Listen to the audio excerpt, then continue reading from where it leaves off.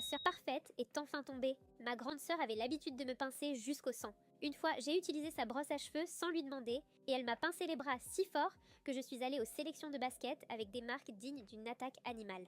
Sa justification, j'avais mis mes sales microbes de garçon sur ses affaires. Quand j'ai eu 14 ans, j'en ai eu assez. Tout a commencé le jour où j'ai oublié de verrouiller la porte de la salle de bain. Elle a fait irruption pendant que je prenais ma douche et a commencé à me pincer le dos jusqu'à ce que je crie. Mais cette fois, j'étais prêt, j'ai attrapé son poignet et j'ai serré. Sauf que ce petit moment de revanche ne m'a rien apporté. En réalité, je me suis sentie encore plus mal, à tel point que j'ai éclaté en sanglots en me traitant de frère horrible et je l'ai laissé me pincer 10 fois plus fort pour me punir. Ne vous méprenez pas, j'aimais mes parents, mais je sais qu'ils voyaient mes bleus, les marques de ses ongles. Je sais qu'ils m'entendaient pleurer dans ma chambre après ses attaques, et pourtant, ils n'ont jamais rien fait, parce que pour eux, elle était la fille sociable, la reine du lycée, celle qui donnait bonne image à la famille. Et puis à l'école, elle jouait la grande sœur protectrice à la perfection. Elle me tenait la main dans les couloirs, me présentait à ses amis comme son petit frère préféré. C'était écœurant. Mais il y a une chose que tout ça m'a apporté, une sacrée tolérance à la douleur. J'ai transformé toute cette souffrance en énergie pour le sport. À 16 ans, j'étais capitaine de l'équipe de basket et je pouvais encaisser des coups qui mettaient les autres KO. Elle était en terminale à ce moment-là, 1 an au-dessus de moi, et j'entendais sans arrêt les dramas de son groupe d'amis. Elle me pinçait beaucoup moins, surtout parce que j'étais devenue plus grand. Et tout ce que je voulais, c'était qu'on ait enfin une vraie relation de frère et sœur. Alors quand tous ses amis ont séché sa fête d'anniversaire pour aller chez Ashley, une fille avec qui elle se disputait à cause d'un gars nommé Tyler, je me suis sentie obligée de l'aider. Elle a passé la matinée à pleurer parce que personne ne viendrait.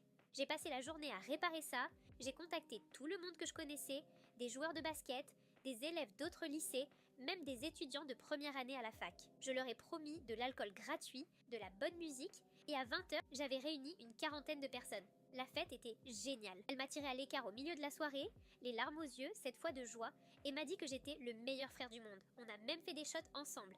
Elle passait la soirée à dire à tout le monde que j'avais sauvé sa fête. Pour la première fois de ma vie, j'ai vraiment cru qu'on était liés. Enfin, je croyais. Parce que voici ce que j'ai appris, Tyler, le mec à l'origine du conflit, était le cousin d'Ashley. Il est arrivé complètement ivre avec sa nouvelle copine vers 23h. Il a hurlé devant tout le monde que ma sœur était tellement désespérée qu'elle avait dû supplier son loser de frère pour qu'il fasse venir du monde, qu'elle avait même payé des étudiants pour faire semblant de l'aimer. La fête s'est vidée en 20 minutes.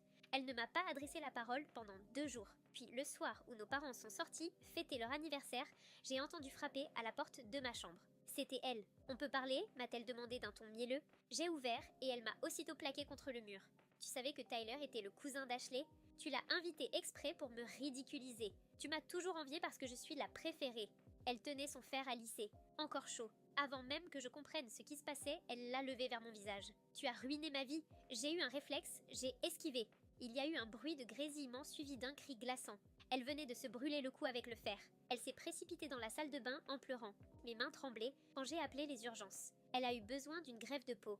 La brûlure était au 3e degré. Quand mes parents sont arrivés à l'hôpital et ont demandé ce qui s'était passé, j'ai simplement répondu « Regardez son téléphone ». Des années de textos à ses copines où elle se vantait de me faire pleurer, des photos de mes bleus envoyées dans des discussions de groupe avec des émojis morts de rire.